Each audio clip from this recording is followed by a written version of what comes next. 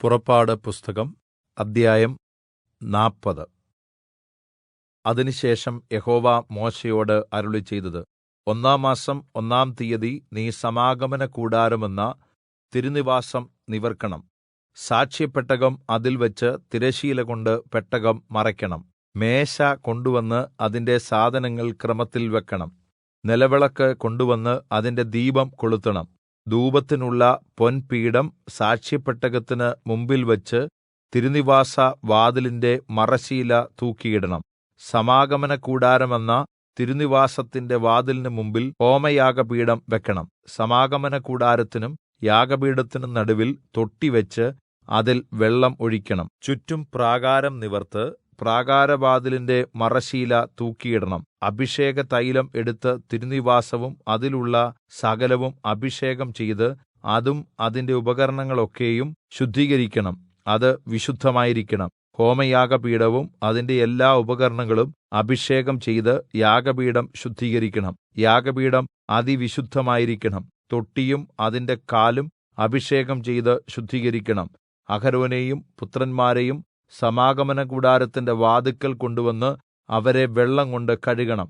അഹരോനെ വിശുദ്ധവസ്ത്രം ധരിപ്പിച്ച് എനിക്ക് പുരോഹിത ശുശ്രൂഷ ചെയ്യേണ്ടതിന് അവനെ അഭിഷേകം ചെയ്ത് ശുദ്ധീകരിക്കണം. അവന്റെ പുത്രന്മാരെ വരുത്തി അങ്കി ധരിപ്പിച്ച് എനിക്ക് പുരോഹിത ശുശ്രൂഷ ചെയ്യേണ്ടതിന് അവരുടെ അപ്പനെ അഭിഷേകം ചെയ്തതുപോലെ അവരെയും അഭിഷേകം ചെയ്യണം. അവരുടെ അഭിഷേകം ഹേതുവായി അവർക്ക് തലമുറ തലമുറയോളം നിത്യപൗരോഹിത്യം ഉണ്ടായിരിക്കണം.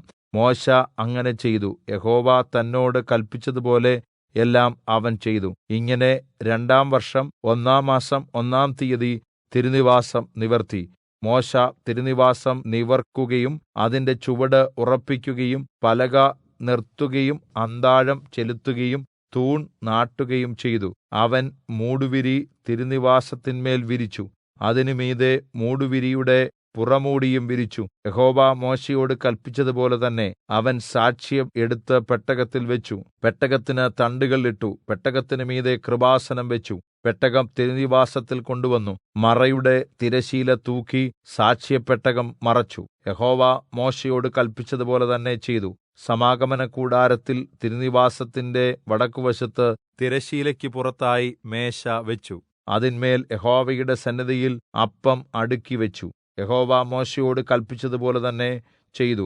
സമാഗമനകൂടാരത്തിൽ മേശയ്ക്ക് നേരെ തിരുനിവാസത്തിന്റെ തെക്കുവശത്ത് നിലവിളക്ക് വയ്ക്കുകയും യഹോവയുടെ സന്നിധിയിൽ ദീപം കൊളുത്തുകയും ചെയ്തു. യഹോവ മോശെയോട് കല്പിച്ചതുപോലെ തന്നെ ചെയ്തു. സമാഗമനകൂടാരത്തിൽ തിരശ്ശീലയുടെ മുൻവശത്ത് പൊന്നുകൊണ്ടുള്ള ധൂപപീഠം വയ്ക്കുകയും അതിന്മേൽ സുഗന്ധ ധൂപവർഗ്ഗം പുകയ്ക്കുകയും ചെയ്തു. യഹോവ മോശെയോട് കല്പിച്ചതുപോലെ തന്നെ ചെയ്തു. അവൻ തിരുനിവാസത്തിന്റെ വാതിലിനുള്ള മറശ്ശീല തൂക്കിയിട്ടു. ഹോമയാഗപീഠം സമാഗമനകൂടാരമെന്ന തിരുനിവാസത്തിന്റെ വാതിലിന് മുൻവശത്ത് വയ്ക്കുകയും അതിന്മേൽ ഹോമയാഗവും ഭോജനയാഗവും അർപ്പിക്കുകയും ചെയ്തു. യഹോവ മോശെയോട് കല്പിച്ചതുപോലെ തന്നെ ചെയ്തു. സമാഗമനകൂടാരത്തിനും യാഗപീഠത്തിനു നടുവിൽ അവൻ തൊട്ടി വെക്കുകയും കഴുകേണ്ടതിന് അതിൽ വെള്ളം ഒഴിക്കുകയും ചെയ്തു. മോശെയും അഹരോനും അവന്റെ പുത്രന്മാരും അതിൽ കൈയും കാലും കഴുകി. അവർ സമാഗമനകൂടാരത്തിൽ കടക്കുമ്പോഴും യാഗപീഠത്തിൽ ചെല്ലുമ്പോഴും കൈകാലുകൾ കഴുകും. യഹോവ മോശെയോട് കല്പിച്ചതുപോലെ തന്നെ ചെയ്തു. അവൻ തിരുനിവാസത്തിനും യാഗപീഠത്തിനും ചുറ്റും പ്രാകാരം നിർമ്മിച്ചു.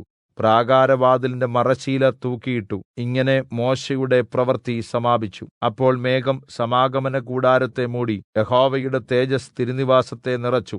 മേഘം സമാഗമനകൂടാരത്തിന്മേൽ അധിവസിക്കുകയും യഹോവയുടെ തേജസ്സ് തിരുനിവാസത്തെ നിറയ്ക്കുകയും ചെയ്തതുകൊണ്ട് മോശെക്ക് അകത്ത് കടക്കുവാൻ കഴിഞ്ഞില്ല.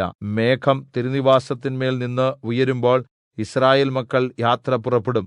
മേഘം ഉയരാതിരുന്നാൽ അത് ഉയരുന്നതുവരെ അവർ യാത്ര പുറപ്പെടാതിരിക്കും. യിസ്രായേല്യരുടെ സകല യാത്രകളിലും അവരെല്ലാവരും കാൺകെ പകൽ സമയത്ത് തിരുനിവാസത്തിന്മേൽ യഹോവയുടെ മേഘവും രാത്രിസമയത്ത് അതിൽ അഗ്നിയും ഉണ്ടായിരുന്നു.